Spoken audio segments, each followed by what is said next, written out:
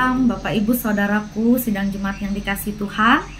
Bertemu kembali kita dalam renungan malam Resort GKI Sampit edisi Selasa tanggal 10 September tahun 2024 bersama dengan saya Fikari Sonia. Nas Alkitab yang menjadi bagian dalam perenungan malam pada hari ini yaitu terdapat dalam kitab Amsal pasal yang ke-11 ayat yang pertama sampai yang ke-31. Namun pada saat ini saya hanya akan membaca dua ayat, yaitu dari ayat yang ke-8 sampai yang ke-9, yang berbunyi demikian. Orang benar diselamatkan dari kesukaran, lalu orang fasik menggantikannya. Dengan mulutnya orang fasik membinasakan sesama manusia, tetapi orang benar diselamatkan oleh pengetahuan. Saya mengambil tema dalam renungan malam pada hari ini yaitu membandingkan jalan orang benar dan orang fasik. Bapak Ibu Saudara sidang Jemaat yang dikasihi Tuhan, kitab Amsal dituliskan dengan berbagai ajaran, hikmat dan kebijaksanaan mengenai banyak hal yang ada di dalam kehidupan manusia. Baik itu berbicara tentang hal-hal yang benar ataupun hal-hal yang salah, serta bagaimana akibat dari segala sesuatu yang kita pilih di antara kedua hal tadi, yaitu benar ataupun yang salah.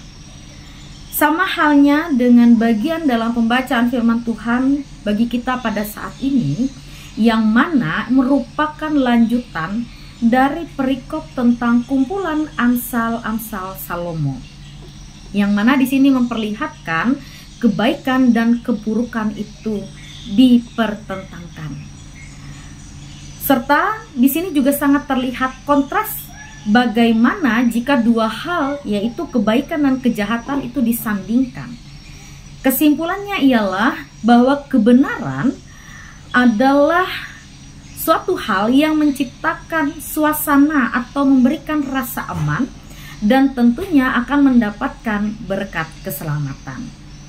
Dan tentunya ini berbanding terbalik bagi setiap mereka yang suka hidup menurut jalan kejahatan. Maka akibat yang akan diterima ialah dosa, yang mana itu menjadikan diri mereka sendiri hancur. Oleh sebab itu Bapak Ibu Saudaraku yang dikasihi Tuhan, jika kita sudah memahami landasan berpikir kitab Amsal secara sederhana, maka kita akan mulai berpikir untuk bagaimana mempertimbangkan lebih lanjut apa yang harus kita lakukan dan kita kerjakan di dalam kehidupan selaku orang percaya.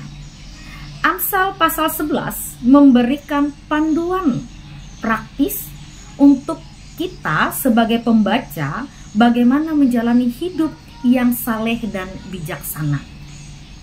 Kemudian di sini juga jelas disampaikan bahwa pesan di dalamnya ialah kita diberikan pilihan untuk memilih jalan kebenaran dan kejujuran akan membawa berkat.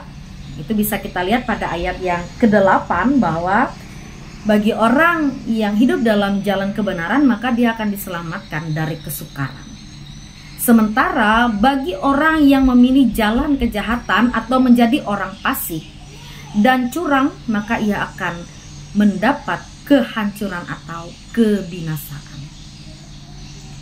Maka dari itu Bapak Ibu Saudaraku sidang jemaat yang dikasihi Tuhan, pentingnya ialah bahwa melalui firman Tuhan hari ini kita mampu membandingkan dan membedakan setiap konsekuensi dan setiap pilihan yang mana menjadi landasan dalam hidup.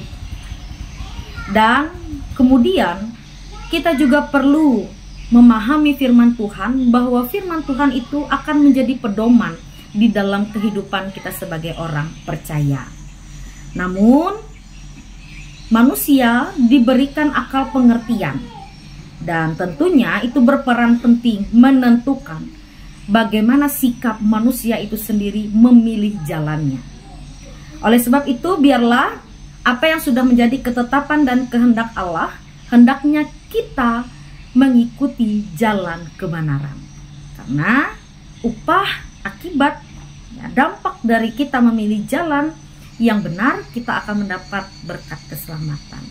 Namun bagi setiap kita yang setia dan lebih senang atau condong kepada jalan orang fasik, maka hukuman serta kehancuran tentu akan menanti di depan sana. Biarlah Roh Kudus Tuhan menolong kita untuk memiliki hikmat pengertian agar firman Tuhan ini boleh sungguh-sungguh kita pahami dan terpelihara di dalam diri kita. Tuhan memberkati kita melalui firman-Nya. Amin. Mari kita berdoa. Allah Bapa yang bertata dalam kerajaan sorga, kami bersyukur dan berterima kasih akan kebaikan dan kemurahan Tuhan. Sehingga firman Tuhan pada saat ini boleh memperdengarkan kami, sehingga kami boleh kembali diingatkan, dimampukan untuk memiliki hikmat, pengertian hanya di dalam Tuhan. Mampukan dan tolonglah kami Tuhan dengan kuat kuasa Roh Kudus-Mu, sehingga kami boleh melakukan firman ini, dan kami boleh menentukan hidup kami hidup di dalam kebenaran sesuai dengan kehendak Tuhan.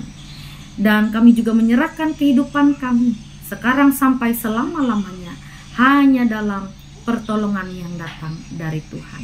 Dalam nama Tuhan Yesus Kristus kami berdoa dan bersyukur. Amin.